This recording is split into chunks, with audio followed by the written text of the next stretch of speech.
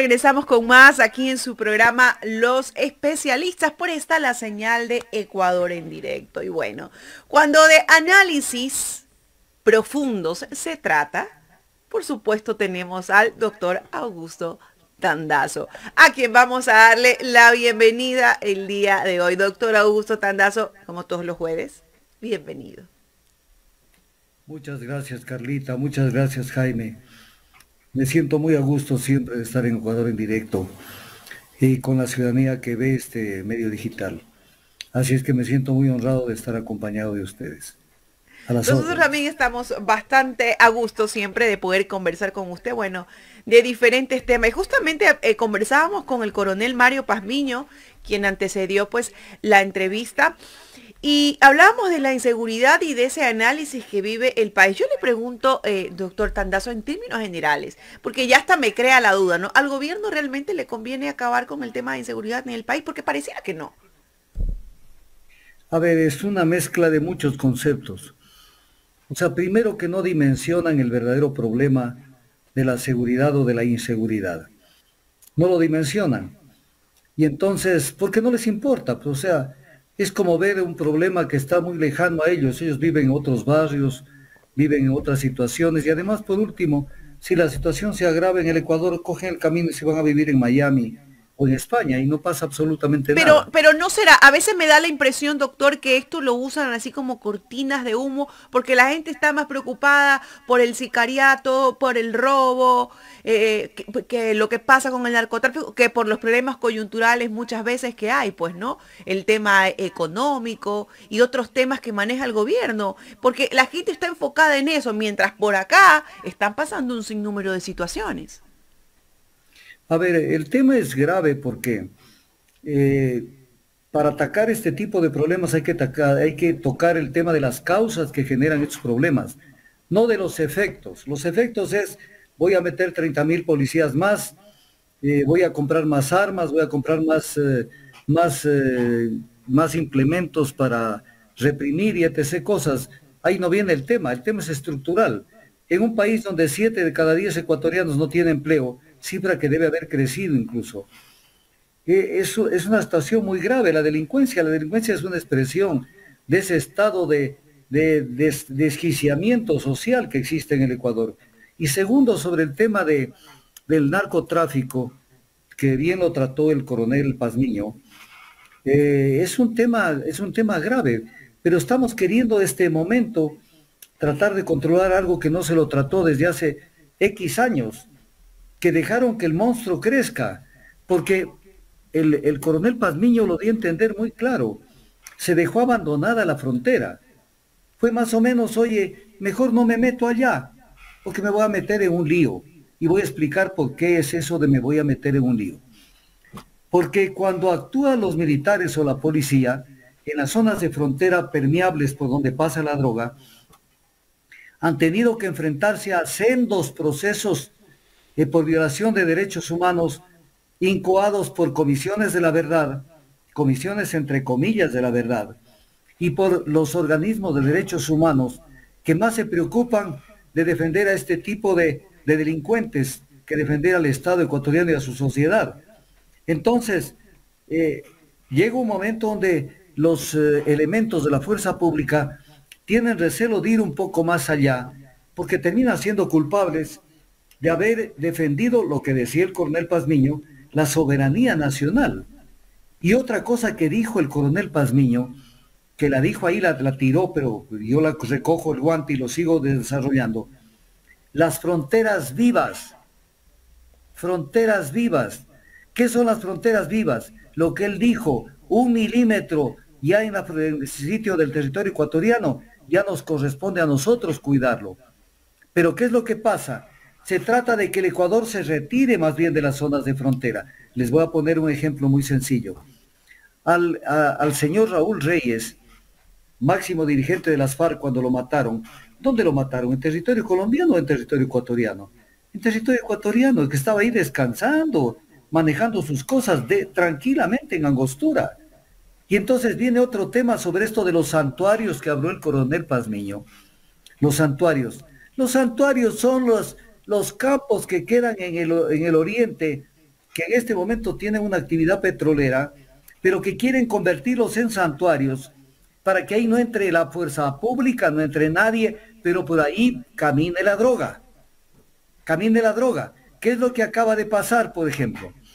En este momento acaban de acordar en las mesas de diálogo, que ya lo van a firmar creo que mañana, una moratoria petrolera en 16 campos del suroriente.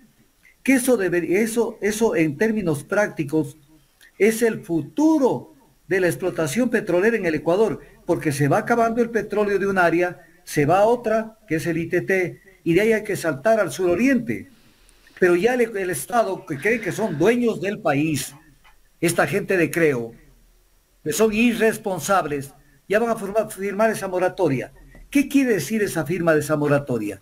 Que no va a entrar una persona armada, ni una compañía, ni nadie, a todo lo que es suroriente del Ecuador. Y entonces, al no poder entrar en esa zona, sencillamente eso va a ser un corredor adicional para que por ahí pase la droga. Tan elemental como eso. Tan elemental como eso. Si no tenemos fronteras vivas, en donde hay actividad, ¿por qué perdimos el oriente que el Perú terminó apropiándose? Porque el gobierno ecuatoriano de turno no le paró bola al oriente. El Perú hizo todo lo contrario. El Perú dijo, yo tengo un problema legal, un problema jurídico con el Ecuador, pero lo dejo allí que se quede. Yo voy a hacer otra cosa más inteligente. Voy a colonizar el oriente del Ecuador, que viene a ser el norte del Perú. Lo voy a colonizar. Voy a nombrar tenientes políticos, voy a poner escuelas donde se cante el himno nacional del Perú. Voy a hacer. De tal manera que cuando el Ecuador dijo, devuélvanme, ¿cómo que devuélvanme? Porque la misma gente que vivía ya en esos territorios que el Ecuador reclamaba, no quería de ninguna manera pertenecer al Ecuador, porque ahí había habido, ya se había sembrado una nacionalidad, la nacionalidad peruana. Doctor, Entonces, pero bueno, miremos un poco cómo de pronto los peruanos tuvieron esa sagacidad, ¿no? Para actuar. Y aquí algunas autoridades tratando el tema de inseguridad y viendo las causas, ¿no? Viendo el tema de fondo y de forma, también ponen propuestas. Y una de esas propuestas es la que hizo la alcaldesa Cynthia Viteri de crear una cárcel en una isla en la ciudad de Guayaquil. Una isla, un islote, mi querido Jaime, no sé. Isla. Una isla, ¿no? Una isla, sí. ¿No?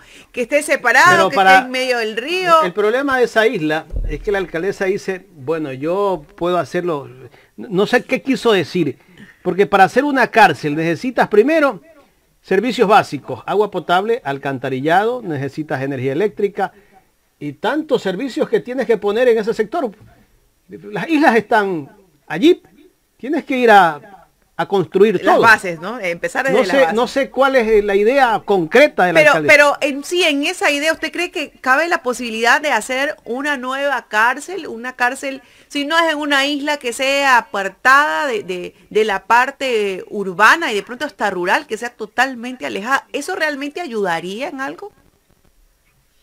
A ver, he escuchado lo que dijo el coronel Pazmiño y les acabo de escuchar a ustedes. El coronel Pazmiño hablaba de una infraestructura para los guías penitenciarios, para llevar comida, para una cantidad de cosas, para el costo de construir una cárcel y etc. cosas. Ustedes lo plantean también desde otra perspectiva, que genera problemas. Pero el tema está por otro lado. El tema está en el derecho, en los derechos humanos que se estarían violentando si se hace este tipo de cosas. La señora alcaldesa de Guayaquil parece que ha visto la película Alcatraz. Entonces ella cree que esto se lo puede hacer así nomás. Claro, en Estados Unidos se llegan a hacer esas y otras cosas más. Un país donde ha tenido momentos de tanta dureza, pero el Ecuador no puede vivir ese tipo de realidades. Hay un documento internacional que la gente no lo conoce.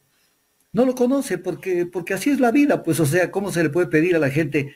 Por ejemplo, y a mí me llama la atención que la alcaldesa, que es abogada, no conozca, por ejemplo, este documento que es importantísimo, que son las reglas mínimas de las Naciones Unidas para el tratamiento de reclusos. Esto fue aprobado el 8 de enero del 2016 y esto se lo conoce normalmente, o ya tiene ese nombre, además por decisión de las Naciones Unidas, tiene el nombre de Reglas Nelson Mandela, que es un documento amplísimo y que es una normativa internacional que hay que tomarla en consideración. Y ahí nos dice que tienen derecho los reclusos a ser visitados por sus familiares y amigos. Y entonces, ¿cómo iría la gente a visitarlos? Alquilando una lancha, costos, viendo cómo llegan. Sería terrible. Están violentando un derecho humano de un recluso de ser visitado, que tiene derecho. No se puede presumir que todas las personas que están privadas de la libertad son gente que, primero, que son delincuentes prácticamente patológicos, con una conducta imposible de regenerar, lo cual sería una estupidez creer eso. Y segundo, tienen que pagar los platos rotos unos por otros, porque de pronto nos topamos con delincuentes que tienen ya una conducta que prácticamente se hace muy difícil cambiarlos, pero hay otros que necesitan estar en contacto con sus familias. Cuando la gente lea este documento, realmente se van a quedar con la boca abierta y se van a dar cuenta que el mundo, Naciones Unidas en este caso, tiene una normativa muy fuerte en términos de proteger los derechos de los reclusos, que no se los protege en el Ecuador, que no se los protege en el Ecuador. Por ejemplo, un recluso tiene derecho a tener un cuarto único, no compartido con nadie, para poner un ejemplo. No tiene por qué compartir su pieza con otra persona. Tiene derecho a la reinserción, a la educación, a la cultura, a la salud, a una cantidad de cosas, porque el gran objetivo final del sistema penitenciario es reinsertar al ciudadano, no condenarlo a que se muera, no condenarlo a que viva en cadena perpetua toda la vida, o que viva aislado totalmente. Desde el mismo momento que llega, tiene que ser sujeto de un tratamiento individualizado para intentar cómo rescatarlo. Pero aquí en el Ecuador se cree que el delincuente hay que meterlo en una mazmorra, si es posible sin luz, y etc. cosas. Les invito a la ciudadanía a que consulten las reglas de Naciones Unidas sobre el tratamiento de reclusos, para que se den cuenta qué es el recluso y cómo debe tratárselo. Porque si no, de una vez denles un tiro, pues. Claro. Porque si creen que no hay ningún tipo de voluntad ni de posibilidades de reinsertarlo, sencillamente hay una derrota del Estado de entrada. Pero el tema va mucho más allá. El tema va mucho más allá. El ministro del Interior, Patricio Carrillo, que además, miren cómo lo pongo, ex comandante general de la policía. Sí, entonces él tiene la formación de la policía, no del ejército. Planteó, y esto está en el diario Primicias, por si acaso alguien cree que me estoy inventando. Diario Primicias. Que parte de la administración sea de las Fuerzas Armadas, de las cárceles. Dijo, también, voy a leer textual para no irnos del concepto exacto que dijo, planteó una cárcel militar para los grandes delincuentes que no tienen una voluntad de rehabilitación, de reinserción social. Entonces viene el tema, o sea, los militares se van a dedicar a construir cárceles, primero, porque no las tienen, y segundo, a cuidar las cárceles, recibir visitas, poner guías. Ya, los guías tendrían que ser posiblemente del ejército, porque no va a entrar a un recinto militar con guías privados. Entonces, un tema grave, porque las Fuerzas Armadas tienen su propia misión fundamental, que es la defensa y soberanía e integridad territorial. Pero mire lo que dice el artículo 203 de la Constitución. 203, comillas, los cuarteles militares, coma, policiales y de cualquier otro tipo, coma, no son sitios autorizados para la privación de la libertad de la población civil. Entonces le va de un comino al comandante, el ex comandante de la policía, actual ministro del Interior, Patricio Carrillo, de plantear una barbaridad como la que acaba de plantear. Y este tipo de cosas de pronto vienen en una consulta.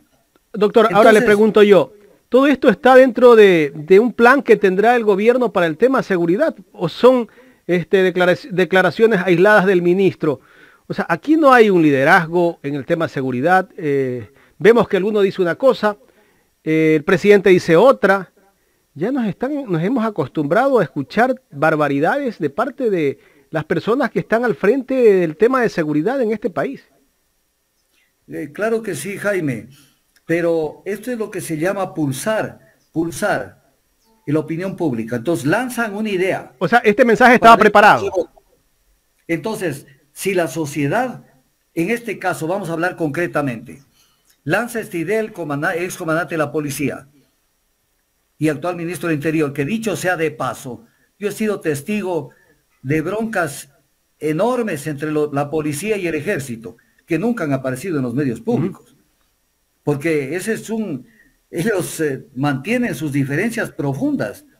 Claro. Entonces, ¿qué pasa con esto? Lo lanza Patricio Carrillo para ver qué dicen las Fuerzas Armadas y qué dicen los militares en retiro de las Fuerzas Armadas, que son los que más opinan, porque los otros no opinan por miedo a ser dados de baja. Entonces pulsan. Si mañana sale algún pronunciamiento de las Fuerzas Armadas o de algún una figura de las Fuerzas Armadas que ya esté en retiro y dice, señor, usted está equivocado, las Fuerzas Armadas no están para esto, entonces pulsan la opinión pública y dicen, demos retro, vamos adelante, no vamos. Esta es una forma de ver cómo ha caído este tipo de propuesta. Pero si las Fuerzas Armadas se dejan manipular en este tema, se dejan manosear, voy a poner la palabra exacta, en este tema, pues Fuerzas Armadas, prepárense que mañana les van a encargar tareas de bomberos, tareas de recolección de basura, de tránsito de las calles y etc. cosas. O sea, violando la Constitución y violando todo. Ahora, ¿no será que, doctor, no será que esto tal vez lo quieren plantear en la consulta popular? Porque aquí se está escuchando de todo, ¿eh?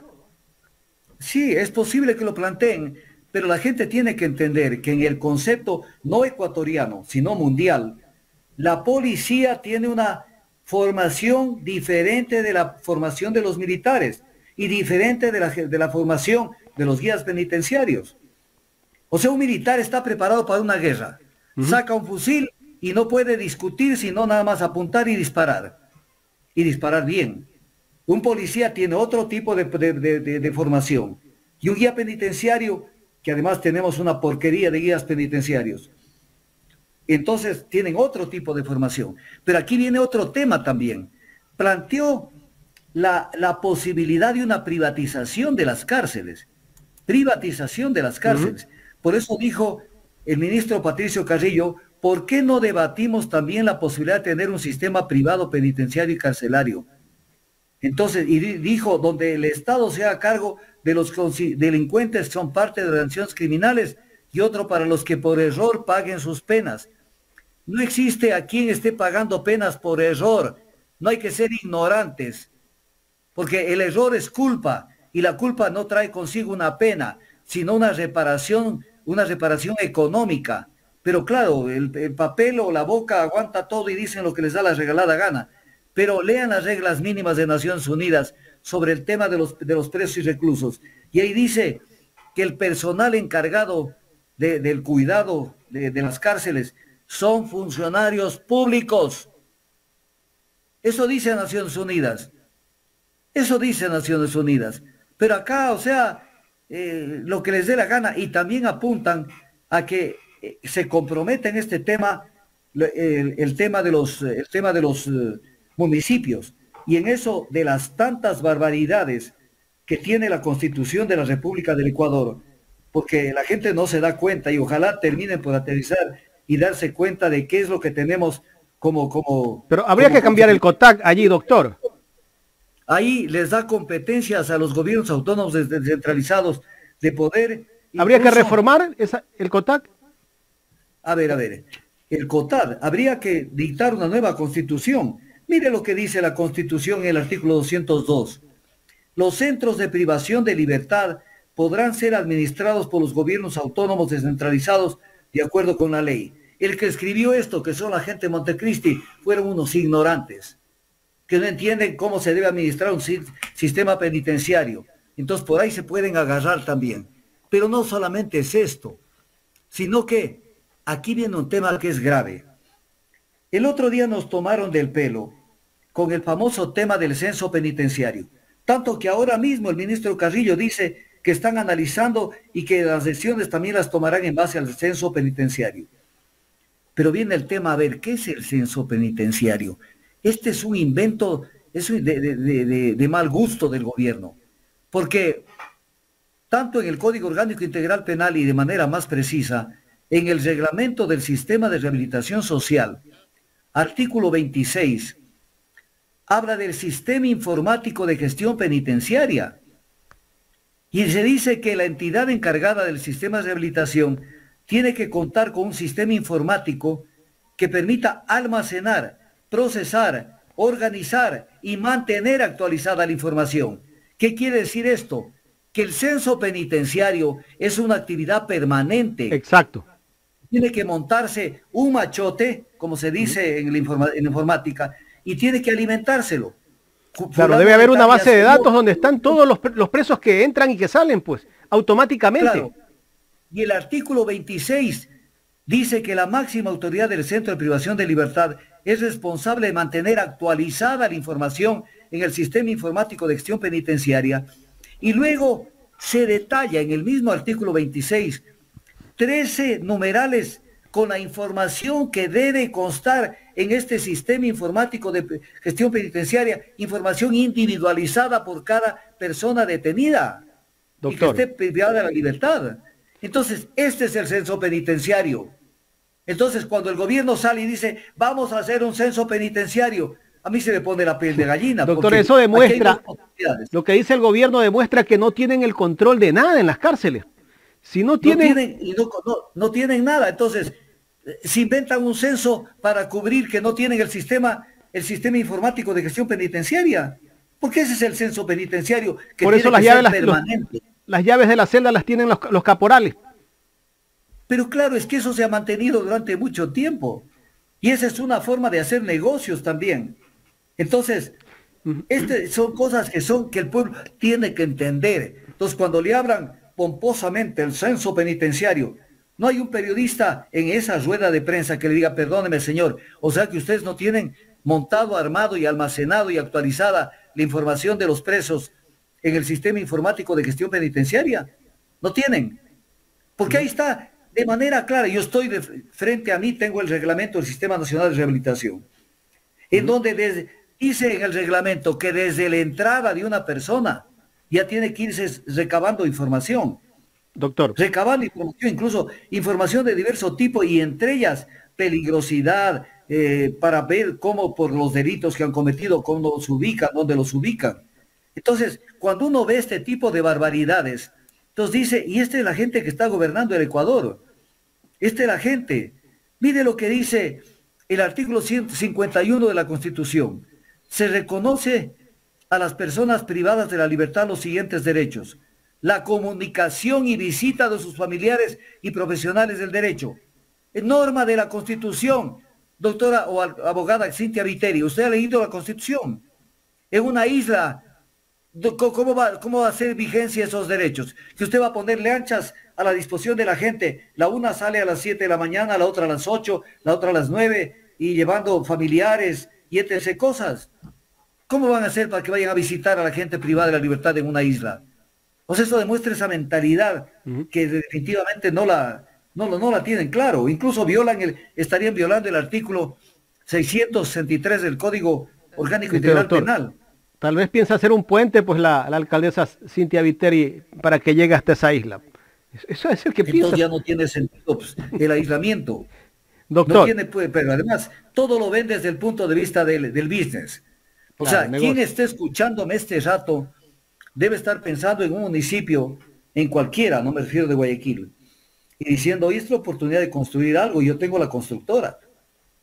Entonces no están pensando si es legal, si los derechos humanos, si esto es lo correcto. No, ¿qué negocio podemos hacer con esto? Usted me hace recordar de la época de las barcazas. Sí, la época de las barcazas. Entonces, todo esto nos hace ver dónde estamos parados.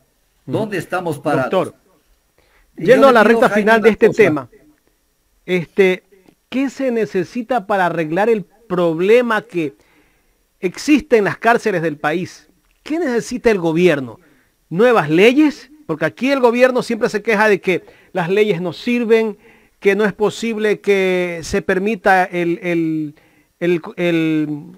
consumo mínimo de la droga. Bueno, en fin, tantas excusas y excusas. ¿Qué se necesita, doctor? A ver, Cuando sucede cualquier situación, lo primero que sale, vamos a trabajar en un nuevo ordenamiento jurídico y no sé qué. No, si el problema no es falta de leyes. Claro que a veces se mete las de andar, pero no ese es el problema. El problema es hacer cumplir muchas veces la norma. Voy a poner un ejemplo. ¿Por qué aparecen fusiles y metralletas dentro de un centro penitenciario? O sea, que hay que poner en una ley, no podrá ingresarse metralletas, fusiles de esta marca, de este calibre. No, no pueden llegar a eso. No puede ingresar ningún tipo de armas. Entonces, ¿qué es lo que pasa? Que todo se vuelve, todo está sujeto del comercio. Y entonces viene la corrupción. Pero mire esto, le voy a poner un ejemplo. Este es el Ecuador que vivimos. El presidente Lazo como gran solución, gran solución. ¿Qué es lo que le dijo al Ecuador? Vamos a crear una comisión de pacificación de la que mencionó el coronel Pazmiño, pero no profundizó, o sea, no fue más allá de ese tema, no le estoy criticando. La comisión de pacificación y los posesionaron con todos los bombos y platillos para que negocien con los jefes de las bandas de las cárceles de Guayaquil, que negocien, que haya una tregua y que no se maten entre ellos. Y comenzaron a hacer su trabajo, esto, lo de aquí, lo demás acá. ¿Con quiénes? Que se sienten con los jefes de las bandas para que negocien. Y luego no le pararon bola al informe que presentaron, pero sí dijo luego el presidente, y dijo que él no está dispuesto a negociar con las bandas de criminales. ¿Y para qué creó la comisión de pacificación, pues? Para que converse con los criminales. Entonces, o sea, le toman del pelo permanentemente al Ecuador.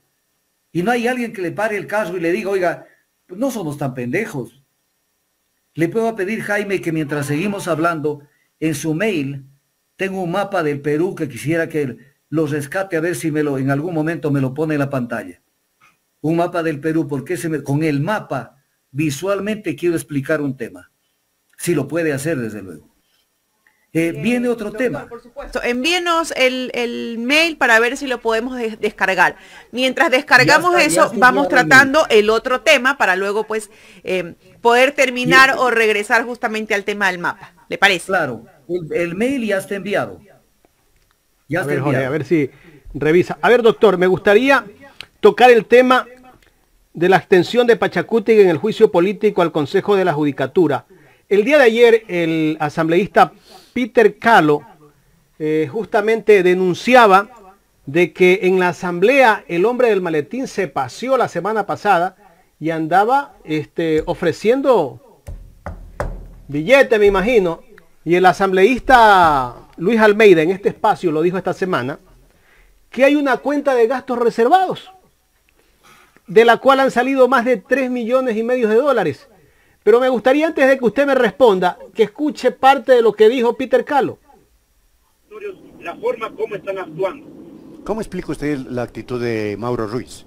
De Mario Ruiz. Bueno, es un hombre que habla en su discurso maravilla del movimiento indígena, del Pachacuti. Quiero decir con toda la frontalidad, es un hombre que no ha caminado en el proceso, de pronto pues apareció en estos procesos que hemos estado caminando, pero un hombre de proceso, un hombre de lucha, un hombre de principios no actúa de esa forma, actúa de la forma disciplinada, planificada, hace las acciones pensando en la mayoría del colectivo. Así que realmente pues me parece que en caso de Mario Ruiz pues tiene mucho que todavía conocer el proceso del movimiento Pachacuti y saber actuar con principio, con firmeza y con toda la responsabilidad, porque el Pachacuti es un movimiento distinto, el Pachacuti es un movimiento de cambio, un movimiento que nació en el seno de las luchas sociales, donde ha habido pérdida de vidas humanas, sangre y entre otros. Así que tenemos que siempre valorar nuestra posición, que somos un movimiento de izquierda y tenemos que actuar bajo esos directrices que nosotros somos el movimiento Pachacuti. ¿Usted se siente sorprendido, asambleísta Calo, por el resultado que tuvo este proceso de interpelación? ¿Hubo presiones hacia los integrantes del bloque de Pachacuti? ¿Cómo entender la posición que mantienen ustedes frente a la posición que tiene, por ejemplo, el legislador Quispe?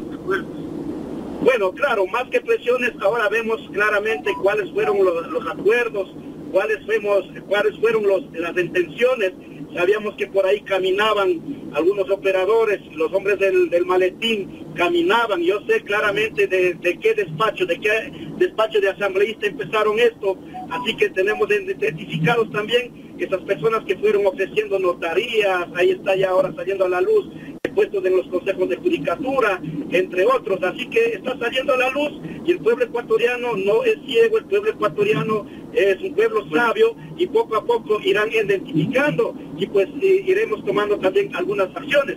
Por ello yo siempre digo que hay que trabajar con honestidad, con responsabilidad y ahí estamos nosotros. No somos todos, pero qué pena de algunos legisladores que actúan de este... Doctor Tandazo, ahí el asambleísta dice que el hombre del maletín andaba por la asamblea. ¿De dónde sale el hombre del maletín? A ver, primero expliquemos un tema. En algún momento en el pasado mucho más, no lejano, pero inmediato, se dijo que se eliminaban los gastos reservados. Y eso no fue tal, porque le dieron la vuelta y siempre ha habido gastos reservados. Y gastos reservados que los audita el Contralor directamente y que, claro, después de auditar, él lo que hace es romper los entre comillas, justificativos del gasto, que le pueden poner cualquier recibo, cualquier vaina, y dice, se acabó esto, está justificado, chao. Ahí no entra la Contraloría, como institución, solo el Contralor. Entonces hay la Fiscalía no entra ahí. No entra nadie. Entonces siguen habiendo gastos reservados, dejémonos de vainas. Segundo lugar, este es un momento clave para plantearle a la ciudadanía lo siguiente. 3 momentos diferentes del accionar de Pachacuti y de la CONAIE, porque quiero que la gente tenga claro esto. Primero, comunicado de Pachacuti, yo tengo toda la información por escrito, o sea, la tengo toda, no es que me la invento. Comunicado de la CONAIE, Leonidas Issa, que dice que hay que votar a favor, o no, mejor dicho, que hay que votar no por la destitución de Freddy Carrión como defensor del pueblo, porque ha sido un defensor de los derechos humanos y que exhorta a todas las bancadas a que voten salvándole la cabeza a Freddy Carrión. Entonces, perfecto. Ahí está la cara buena, pongamos entre comillas, de Leonidas Issa. Viene la votación y con votos de Pachacuti lo destituyen a Freddy Carrión. Entonces, ¿qué pasó? O sea, es un show. Segundo caso, van un grupo de 10 a 12 asambleístas a Carondelet, capitaneados por el que ya está siendo célebre ahí, que es Salvador Quispe Lozano, y con la compañía de Marlon Santi. Y salen cantando glorias de que han conseguido una muy buena noticia para el Ecuador, que era el tema de los precios de los combustibles, sin darse cuenta que no consiguieron nada, más bien aprobaron la elevación de los precios de los combustibles. Y se armó la de San Quintín, porque la CONAIE, por la voz incluso de Leonidas Issa, dijo, vamos a un proceso de justicia indígena contra quienes desobedecieron las instrucciones de la CONAIE. Le contestaron vela verde, muchos, unos 4 o 5 asambleístas de Pachacuti, que más o menos le dijeron, ¿quién eres vos? Tú eres nadie. Tú no eres nadie para aplicar la justicia indígena. O sea, lo desconocieron prácticamente la CONAIE. Y hasta ahí llegó Issa. O sea, cacareó, pero no puso huevo. Y luego vino el tema del Consejo de la Judicatura, en donde también sacó su comunicado, que está escrito y publicado, y que ya no se lo puede retirar, y que lo tengo yo, en donde dice que hay que votar a favor de la destitución del Consejo de la Judicatura. Y cuando dice esto, sucede que de Pachacuti salen 21 votos, no los que dice el comercio, 21 votos, para no destituir al Consejo de la Judicatura. Entonces viene el tema, en qué posición queda Leonidas Issa y la CONAIE? Esto es un show barato para dar una muestra de que sí están, pero no están. Para después decir, no, nosotros sí dijimos, pero ellos no hicieron caso. Pero sucede que el que el que da las órdenes de cómo votar y cómo no votar, están sentados en las mesas de diálogo. ¿Qué seguridad tiene el Ecuador si está una persona que no representa a los Pachacuti? Entonces, dejemos de ser tan pendejos de no entender lo que está pasando. Nos están tomando del pelo. Incluso dentro de los Pachacuti, que votaron a favor de la pureza y de la limpieza del Consejo de la Judicatura y de que no sean sancionados, están exactamente las 5 personas que el presidente quitó la denuncia por el delito de concusión después de haberles dicho ladrones en los medios de comunicación, que está tampoco lo pueden borrar, y votaron a favor del Consejo de la Judicatura, no siquiera a favor, sino absteniéndose: Edgar Patricio Quesada Patiño, Cristian Omar Yucailla, Gisela Cecibel Molina Álvarez, José Celestino Chumpi Juá y Rosa Elizabeth Cerda, la famosa de si roben, roben bien. Entonces, ¿qué es lo que pasa? Aquí tiene un ejemplo. ¿Cuál es la conexión entre los 5 que les quitaron la denuncia por el delito de cohecho?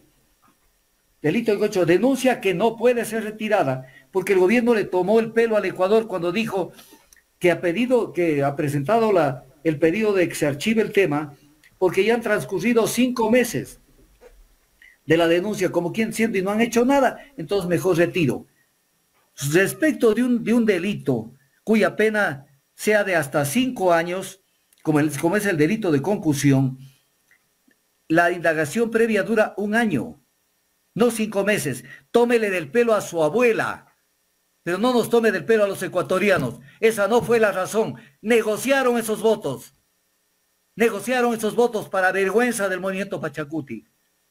Y entonces, luego de la votación, esa fiesta que armaron en el mismo recinto legislativo, donde brincaban y saltaban y bailaban Salvador Quispe y su combo, demostró de qué lado está Pachacuti, en su gran mayoría, con poquísimas excepciones, como en el caso de Peter Calo, como el caso de otras personas, pero en su gran mayoría, absoluta mayoría, 80% de Pachacuti, salvaron al Consejo de la Judicatura. Entonces, la pregunta al país: nos están haciendo un jueguito a todo el Ecuador y nosotros nos estamos creyendo ese cuento de que el uno dice blanco y el otro ya hace negro. Entonces, por Dios, abramos los ojos. ¿Y será que el Ecuador está bien representado en las mesas de diálogo por quienes hacen este doble discurso y por quienes en el fondo no representan al Ecuador? Son el 6.8% de la población ecuatoriana. Entonces, miremos cómo el Ecuador se lo arma desde la política de una manera perversa. Entonces, todo el mundo pendiente que si este fin de semana se firma o no el día de mañana los acuerdos con el movimiento indígena y esto y lo de aquí y lo demás acá. ¿Y por qué no se preocupan más bien de decir qué carajo hace Pachacuti votando con el gobierno? El doctor Omar Maluca el día de ayer en una entrevista, y siempre lo dice y lo repite, es bastante claro, dice que el presidente Guillermo Lasso es un presidente transaccional, ¿no? Es un comprador de conciencias, lo manifestó así, que bueno, él ha hecho su dinero a base de transacciones, bueno, porque a eso se ha dedicado básicamente a la banca. Podríamos decir entonces ya con toda la firmeza que tenemos también una asamblea transaccional, una asamblea de trances, una asamblea de yo te doy, tú me das, y ese es el entorno que vivimos, y de esa forma, desde mi punto de vista, se ha perdido la institucionalidad y se ha perdido obviamente las instituciones públicas, la libertad de las instituciones públicas, porque en este momento de una u otra forma se encuentran monopolizadas por ciertos sectores políticos. Claro que sí, pero hay un tema que es importante verlo. Si no sucedería nada en el Ecuador, si no tendríamos los desmadres que hay en el Ecuador, como por ejemplo las actuaciones del Consejo de la Judicatura, que debió ser sancionado porque violaron la Constitución, violaron la ley, hicieron una evaluación no directa sino indirecta, y el objetivo era captar las Cortes, que es justo lo contrario de lo que decía Murillo. Cuando vemos eso, entonces uno dice, esto le cae como anillo al dedo a la Asamblea, pues. Porque la Asamblea tendría que estar bostezando de hambre, muchos de los legisladores, si no hay un problema. Pero habiendo tantos problemas que se presentan y que van a conocimiento de la Asamblea, Pandora Papers, montonera de temas que están allí. Entonces la oportunidad de negociar, pues. Mi voto ya no vale $10, vale mucho más, pues.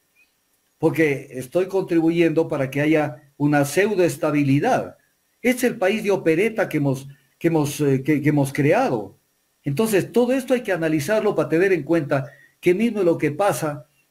Por eso es que decía Pareja Díez Canseco, en un editorial de hace muchos años, decía, la burocracia, en este caso tendríamos que decir el gobierno, presenta dificultades y la otra gente vende facilidades.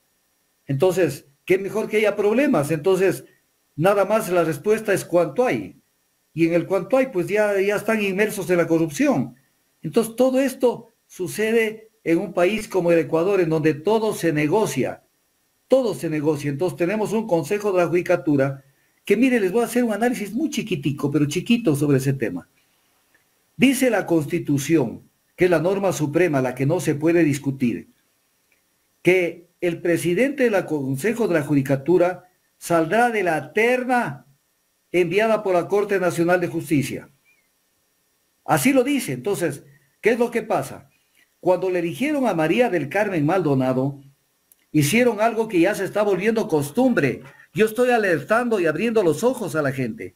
Está pasando este momento con el procurador del Estado, la elección del nuevo procurador y con la elección que hubo del superintendente de bancos. Mando 3 candidatos. 2 mando que no reúnan los requisitos para que elijan al que yo quiero que elijan. Entonces no mando 3 candidatos idóneos. Entonces, ¿qué pasó con María del Carmen Maldonado? Solo mandaron, la doctora Paulina Aguirre mandó en la terna, la única persona que cumplía requisitos era María del Carmen Maldonado. Entonces no había más remedio que nombrarla, pero no se la podía nombrar porque no hubo una elección entre 3 miembros de una terna idóneos. ¿Qué pasó? Que como se eliminaron los demás candidatos de la Corte Nacional de Justicia, cuando pasó que la doctora María del Carmen Maldonado dejó el cargo, le encargaron la presidencia a quien fue en la terna de la Asamblea Nacional, que es Murillo, que él no podía hacerse cargo, porque él no viene de la terna de la Corte Nacional de Justicia, pero le encargaron, violando la Constitución, y él tiene la desfachatez de firmar presidente del Consejo de la Judicatura, cuando es un presidente encargado en el mejor de los casos. Primera. Luego están discutiendo que si el suplente de María del Carmen Maldonado, que lo colocaron como suplente a Álvaro Román, si el suplente debería asumir, y eso están discutiendo este rato en la Corte Constitucional. Pero viene el tema, Álvaro Román vino en la terna de la Fiscalía, tampoco sería procedente que se le encargue. Entonces el país dado al diablo, pues. Y mientras tanto Iván Saquicela manda la terna. El Consejo de Participación mira para el otro lado. Y en los 83 días que tuvo la terna, retiró la terna. Y nunca se supo cuáles eran sus candidatos. O sea, un país donde todo se negocia, todo es con trampa. A conveniencia del que está en el poder. Entonces, en eso, y dice el Consejo que no va a tocar el tema hasta que la Corte se pronuncie. ¿Cómo tiene que pronunciarse la Corte? De una manera elemental. El doctor Álvaro Román, de quien tengo el mejor de los conceptos, dicho sea de paso, porque no tengo un mal concepto de él. El doctor Álvaro Román no puede asumir la presidencia del Consejo de la Judicatura porque él vino de la terna de la Fiscalía. Y lo mismo. Pero él es subrogante, doctor. Murillo, porque él no era el subrogante. De la Asamblea Nacional. Digo, él no era el subrogante, ¿no? No, pero mal puesto como subrogante, porque no puede subrogarle a María del Carmen Maldonado, alguien que no estuvo en la terna de la Corte Nacional de Justicia. Tenían que elegir al segundo de la terna de la Corte Nacional de Justicia. ¿Y quién sería él? Uno de los 2 fueron descalificados. Entonces, mire cómo un error de bulto conlleva a más errores de buena o mala fe, pero al final es un champús el Consejo de la Judicatura, pero nadie habla claro como estoy hablando, doctor. Yo. Clarito. Doctor. Para que la gente lo entienda. Me gustaría que escuche este video que tenemos en una entrevista a la asambleísta Patricia Sánchez, en una entrevista que nos dio antes de ayer aquí en Ecuador en directo. Nos habla por qué ellos se abstienen en el juicio político a los vocales de la judicatura. Veamos parte de lo que nos dijo. Jaime, la justicia está ya tomada. Está tomada ¿Por quién? por todos los grupos de poder que existen en este UNES. ¿Quiénes son esos tiene grupos? Parte de esa, tiene UNES, tiene parte de ese poder del control de la justicia. El Usted me dice Partido que en el Social juicio Cristiano político tiene ustedes se parte del abstienen. control de la justicia. Lo tienen tomado, el poder lo tienen tomado, más allá de las dependencias administrativas, lo que tenemos que tener claro, no es un juez, no es un fiscal, no es una notaría, es del sistema de justicia. Pero ¿cómo UNES puede tener tomada la justicia si a Correa le tienen 70 juicios que le han seguido y lo tienen sentenciado? Pero también hay 70 habeas corpus que lo están tratando de sacar. Y le voy a decir que ese audio tiene fecha de alrededor de junio. Doctora, ahí está justamente la justificación por qué ellos se abstienen. Dicen que el poder, la justicia, la tiene tomada el correísmo y el Partido Social Cristiano. ¿Qué criterio, a ver, criterio merece? Lo que acaba de decir la persona que reprodujeron el audio, lo que acaba de decir es una torpeza. Es una torpeza porque lo que hizo Trujillo, pongámoslo en términos bien entendibles para la ciudadanía, lo que hizo el Consejo de Participación de Trujillo fue provocar esa, entre comillas, evaluación de la Corte Nacional de Justicia, que era inconstitucional, y así lo dijo la Corte, inconstitucional, y hicieron esa evaluación y solamente dejaron vivos en la Corte aquellos que habían sentenciado a la gente del gobierno de Correa, entre ellos Iván Saquicela y otras personas que estaban dentro de esa lista de los 7 que mantuvieron, y 14 miembros de la Corte, jueces de la Corte Nacional de Justicia los votaron, 14 y dejaron 7, pero los votaron precisamente para asaltar las Cortes y poner la gente adversaria a UNES. Yo no tengo nada a favor de UNES, yo soy un crítico de ese gobierno, pero cuando hay que decir la verdad hay que decirlo. Entonces que venga esta señora a decir que UNES se ha tomado las Cortes, cuando los que tomaron las Cortes son el grupo de la derecha, en función de lo que quería el presidente Moreno y lo que querían los coaligados de la derecha, que estaba entre ellos también algunas de los otros partidos, movimientos políticos. Entonces ahí se tomaron las Cortes. Entonces no vengan a decir que UNES tiene las Cortes. Entonces, ¿cómo es que y habla de 70 habeas corpus? Deje de tomarle del pelo al país. Eso es hablar pavadas. Lo concreto es cómo actuaron y cómo siguen actuando. Y entonces, no, es que se quieren tomar las Cortes. Voy a ponerlo en un lenguaje coloquial. ¿Qué es lo que dice más o menos el Consejo de la Judicatura? Se quieren tomar las Cortes porque nosotros ya nos las tomamos. O sea, es más o menos, nosotros nos tomamos y ahora nos quieren quitar lo que nosotros ya nos tomamos. Y entraron por la ventana, porque esto fue hasta criticado internacionalmente por el relator de Naciones Unidas sobre independencia judicial. Entonces, que vayan con ese cuento a otra persona, pues, o sea, no le mientan al Ecuador. Ellos tienen un acuerdo con el gobierno y el gobierno sabe que el sector más permeable para negociar por debajo de la mesa son los Pachacutic. Punto. Ahí obtuvieron los votos que necesitaban y que van a seguir necesitando para cualquier otro tipo de cosas. Entonces ahí tuvieron los votos y se acabó. Porque ellos están al sol que nace. Y no solamente eso, sino que también tienen cosas que pedirle. Como por ejemplo este acuerdo de moratoria petrolera. Es un acuerdo por debajo con el movimiento indígena. Para decirles ya no va a haber explotación petrolera. Pero ahí quiero hacerles notar una cosa, que es terrible para el Ecuador, terrible. Realmente es terrible y la gente no medita lo que está pasando. En el caso del Ecuador, al 5 de septiembre del 2022, de este año, 5 de septiembre del 2022, la producción petrolera entre lo estimado, que son 453,000 barriles, y lo producido 384,000 barriles diarios, al 5 de septiembre, anteayer. ¿Qué es lo que pasa? Se ha caído la producción ya en 68,077 barriles. O sea, si no fuera porque el precio del petróleo ha estado alto y ha generado incluso más ingresos de los que se esperaba, pese a que cayó la producción, estaríamos en este momento en una situación sumamente grave, porque la irresponsabilidad de este gobierno tiró abajo la producción petrolera. Entonces, todo esto tiene, y mientras tanto, Viene la pregunta de los Yasunidos. ¿Está de acuerdo con que el gobierno ecuatoriano mantenga el crudo del ITT, conocido como Bloque 43, indefinidamente en el subsuelo? Que esto lo van a preguntar porque están ya en la recta final. Pero viene el tema, ¿qué dice la Constitución de la República? ¿Qué dice la Constitución? Que se hará una consulta previa, libre e informada a las comunidades en cuyas tierras se encuentran los recursos naturales que quieren explotar. Entonces viene la pregunta, ¿los señores Yasunidos viven en las tierras del Bloque 43? ¿Viven ahí? Porque la Constitución es clara. O sea, dice consulta previa e informada a las comunidades cuyos recursos se quieren explotar y que están en sus tierras. Entonces, ¿a quién tenían que consultar? A las comunidades del Oriente.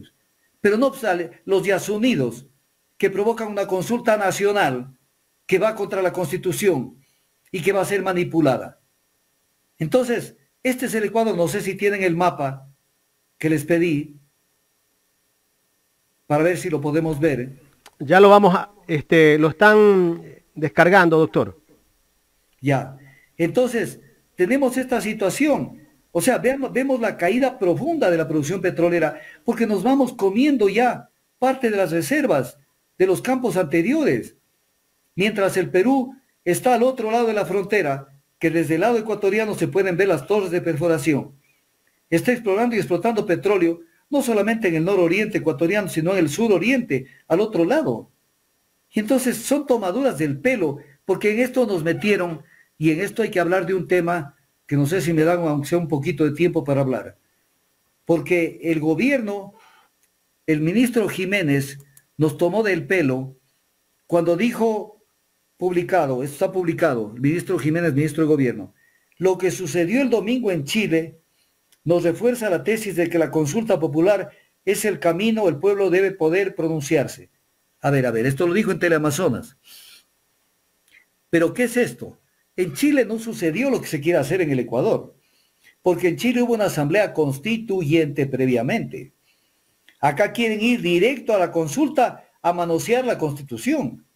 Primera cosa. Y segundo, no tienen claro lo que pasó en Chile, pues.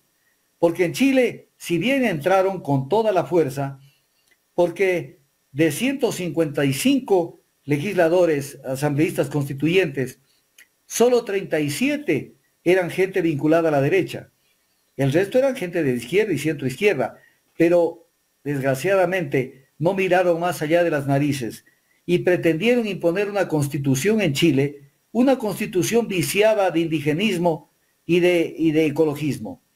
Y también con el tema de las famosas disidencias sexuales, que es como lo llama la Constitución, el proyecto de Constitución de Chile.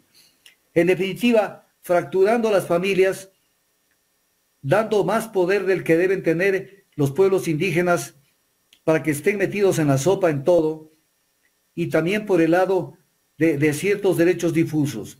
Entonces, ¿qué pasó con el pueblo de Chile? La diferencia con el pueblo ecuatoriano, que el pueblo de Chile sí sabe leer y escribir. Entonces, si bien su gente fue a la Asamblea Constituyente, en la gente de izquierda, fueron, pero viendo y leyendo la Constitución, dijeron, no, esto no puede ser. Y ahí los grupos de cristianos actuaron duramente, especialmente los evangelistas, haciendo notar el fracturamiento al concepto de familia que le estaba provocando en la Constitución y los derechos por el tema de género. Entonces leyeron, acá no leyeron. Y la gente dijo, no, esta Constitución no me gusta, matantiru tirulá. Entonces lo de Chile hay que ponerle nombre y apellido por qué la gente no votó a favor de la Constitución. Porque volvieron a aparecer, yo tengo la Constitución de Chile que me la he analizado de pe a pa, porque yo no hablo en el aire. La Constitución de Chile la tengo aquí en el computador, tiene 178 fojas y me la he leído del comienzo al final todo lo que pretendían hacer, que es casi una especie de copia de la Constitución de Montecristi. Doctor, ya tenemos el mapa. No me gusta, y hasta el mapa lo podrían colocar. Ahí está el mapa del Perú. El mapa del Perú, ustedes pueden ver la parte que queda en la parte superior izquierda, está el Ecuador, ese punto chiquito. Ahí se ve Puná, y se ve dónde está Guayaquil, es esta parte. Y el mapa del Perú es todo lo largo que está allí. Miren cómo está concesionado el Perú. en el oriente y en la costa, en empresas petroleras, desde el norte, que limita con el Yasuní, hasta la parte sur del Ecuador, que son los campos de suroriente. O sea, para el Perú no hay problema en explorar y explotar el petróleo, porque saben que hay una tecnología que no es la misma de hace 30, 40, 50 años, y que es una tecnología que se la puede manejar. Y tienen concesionado todo el Perú. Y acá los pendejos del Ecuador, que vamos a firmar la moratoria. La moratoria en un país que necesita energía, no para ahora, sino para el mediano plazo y el largo plazo. Entonces, ahí está el Perú.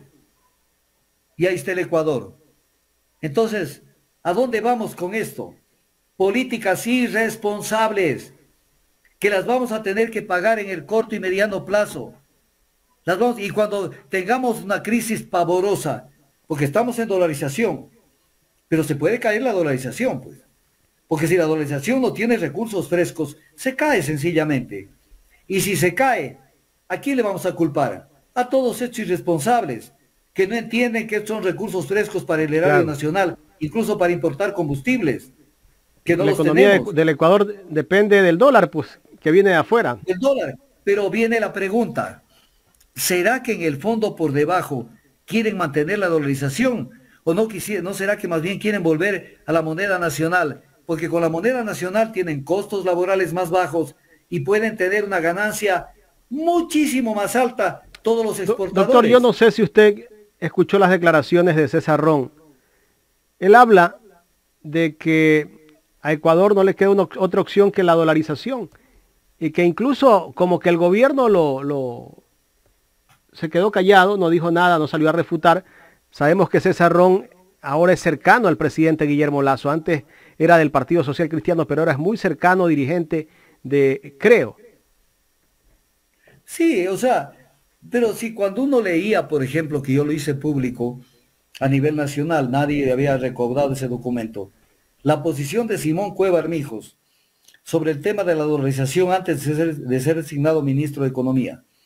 Él es contrario a la dolarización y dice que el Ecuador pierde competitividad en los mercados al mantener la dolarización. Entonces ese era el ministro de Economía y es la forma de pensar de mucha gente del gobierno, que quisiera ganar. ¿Cómo no les convendría que tengamos un sucre o el nombre que le pongan a la moneda, que tengamos esa moneda y que se vaya devaluando a lo bestia y ellos ganando en dólares o en euros y claro, multiplicando su dinero dentro del Ecuador para comprarse haciendas, comprarse propiedades y etc. cosas? Entonces una política de exportadores y de los que tienen dólares. Entonces ojalá volvamos a una moneda nacional para hacer la fiesta. En esto ya están acostumbrados quienes están en el gobierno, porque ellos saben cómo se hizo la fiesta de la sucretización de la deuda y cómo luego se hizo la fiesta del feriado bancario en el gobierno de Maguad. Entonces ellos sí saben cómo se pueden beneficiar con un cambio de moneda. Entonces, claro, rompen con la estructura petrolera, le cortan el oxígeno al presupuesto nacional y después entramos en crisis y la gente cree que van a vivir, pero además no tienen claro un concepto, Jaime, que es clarísimo.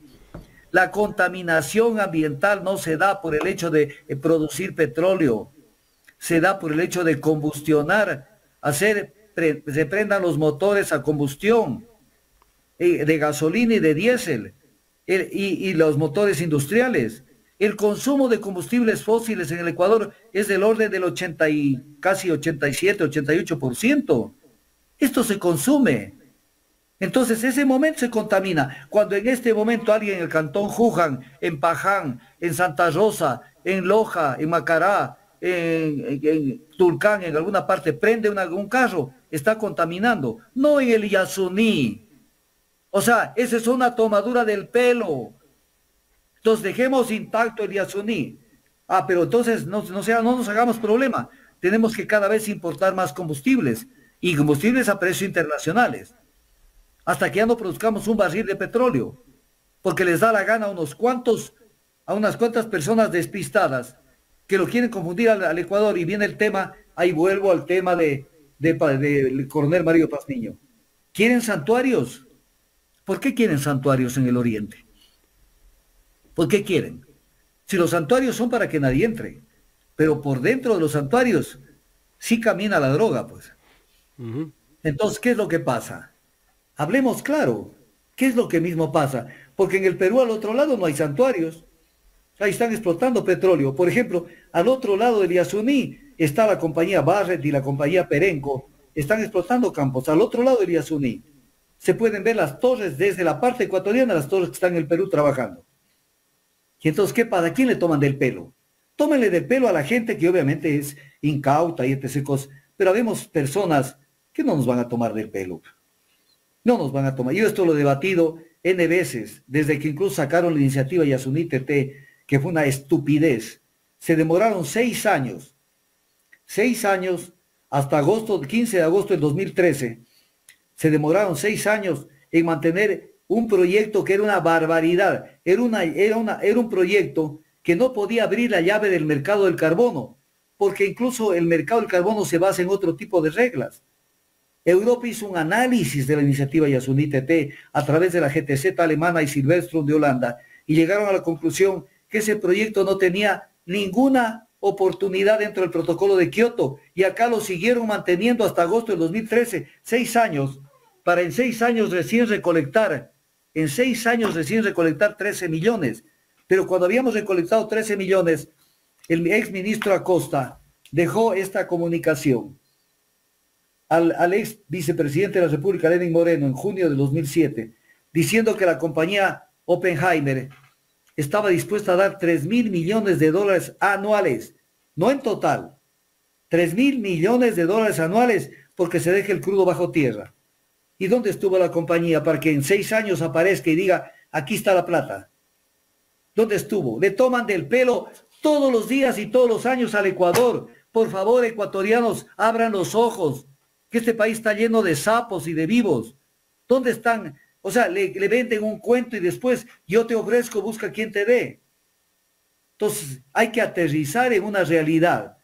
Y claro, cuando comenzaron a plantear esto en la Constitución de Chile, que todo tiene que ser consultado, que dicen los pueblos, que no sé qué, que no sé cuánto, la gente se asustó y dijo, con esto vamos al precipicio. No votamos a favor de la Constitución. Acá votamos a favor de la Constitución. Votamos a favor de la Constitución, bueno, y estamos cosechando parte de las barbaridades que tiene esa Constitución. Pero va a venir la consulta en donde van a querer reformar la Constitución, hacer enmiendas de una manera absolutamente inconstitucional, porque hay 2 candados que tiene la Constitución, el 441 y 442 de la Constitución, que no permiten ni enmiendas ni reformas que vayan contra la estructura de la Constitución, los elementos constitutivos del Estado, los derechos y garantías constitucionales y contra el procedimiento de reforma de la Constitución. ¿Pero qué van a intentar? Que la Corte Constitucional, que es una corte como la de los Astres, que es una corte a la medida, les dé la razón y digan, como dijeron en el CIADI, sí, denle nomás, pero hasta que se canse el pueblo, o hasta que tengan un poco de claridad la gente. Hay que hacer autocrítica. Yo los invito a la gente de UNES que hagan autocrítica, no para que se destrocen, no, de ninguna manera, ni culpen a nadie, pero que digan en la Constitución qué errores se cometieron, qué cosas están mal, dónde hay despropósitos, para entender que ese fue un trabajo despreocupado, porque dejaron que eso camine con la constituyente y no pusieron gente que esté mirando cómo caminaba ese proyecto. De tal manera que cuando le entregaron el proyecto al presidente Correa, él dijo una frase que la tengo yo guardada en los archivos. La Constitución contiene barbaridades. ¿Por qué contiene barbaridades? Porque los delegados del presidente Correa, para que estén pendientes de lo que sale de la Asamblea Constituyente de Montecristi, no cumplieron su papel. Entre ellos el ex alcalde de Quito, que en ese momento no era alcalde, no recuerdo cómo se llamaba. Augusto Barrera. Augusto Barrera. Que ellos más estaban del lado del ecologismo, de los indígenas, y cuando le entregaron el proyecto de Constitución, Correa casi se cae para atrás. Pero no le quedaba más remedio que decir votemos por la Constitución, porque se quedaban sin la posibilidad de mantenerse en el gobierno. Pero la Constitución es mal hecha, Oiga, y se presta para y ahora que nombra Barrera, Correa claro, confió en Barrera, ¿no? Y al final terminó traicionándolo. pero uno tiene que saber en quién confía. Yo confío en una persona, pero tengo que mirar el entorno de esa persona. Si lo veo que está junto a determinados grupos, pues digo, no, este no me va a hacer un buen trabajo. este le encargo y va a hacer un mal trabajo. No, pues entonces salió después lo traicionó. Pero obvio, pues, pero la traición también depende de que uno tenga los ojos abiertos. Pero entonces hay muchas cosas que se tienen que recuperar, que están mal hechas, Ellos hicieron crecer este monstruo del indigenismo, que cada día le van dando forma. Cuando son, a diferencia de Chile, en Chile sí hay pueblos originarios. En Chile hay pueblos originarios. En el Ecuador no hay pueblos originarios, salvo unas pequeñas etnias en el oriente. El resto son pueblos traídos de la conquista incaica. Aquí no hay pueblos ancestrales. Que vayan con ese cuento a cualquier otra parte, pero aquí no hay pueblos ancestrales. Entonces, cuando uno ve esto, uno dice, ¿de qué están hablando? Entonces, en Chile sí hay pueblos ancestrales. No es que son fruto de la conquista. En Chile hay los mapuche, los aymara, los rapanui, los lica nantay, los colla, los diaguita, los chango, los cahuespar, los yagán y los selknam. Los únicos pueblos que vinieron de la conquista incaica son los quechuas, que están en la parte norte de Chile.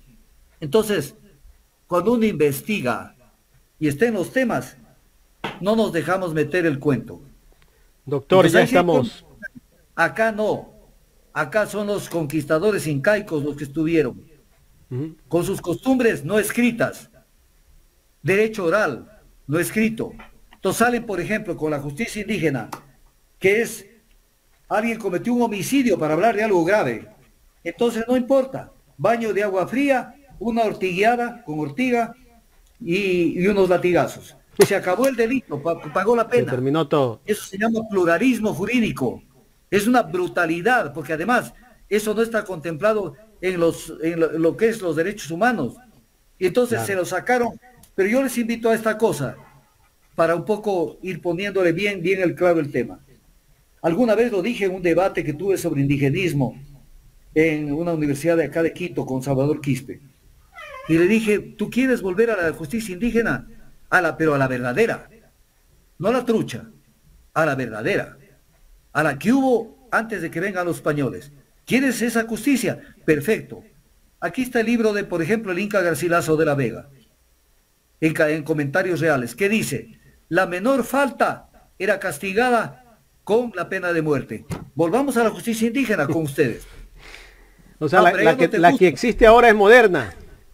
No, la que existe es una alcahuetería. Vea, ha pasado casos como los crímenes que cometieron en Pujilí. Claro. Crímenes. Y que dijeron, aquí prevalece la justicia indígena. Doctor, y punto. Estamos ya culminando. Se nos fue el tiempo, lamentablemente.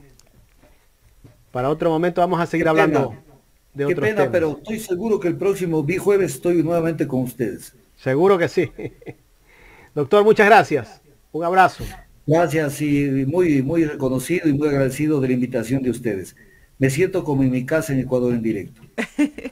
Muchísimas gracias, doctor. Y bueno, ya trataremos el tema de la justicia indígena, ¿no? Sería importante también abordar ese tema y